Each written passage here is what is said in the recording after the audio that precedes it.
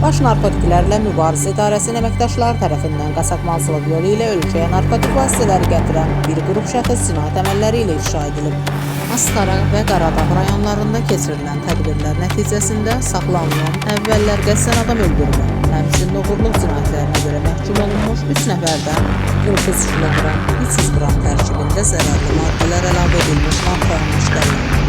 Məlumat Daxili İşlər Nazirliyinin mətbuat xidmətində yayınlanıb. Səsləndirdi. Aksiyası kimi bir əməkdaşı İbrahimov Əksan.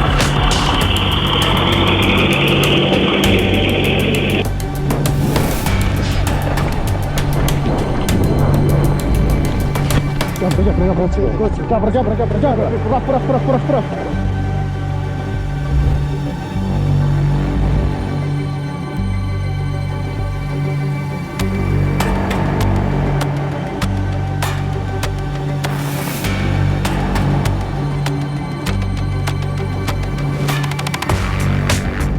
Bu kütlələri nə vaxt, hardan əldə eləmişsiniz? Üzülür rayon Əhmədbəyli kəndinin qəbirstanlığı yanından əldə eləmişik. Dron vasitəsilə İrandan atdılar.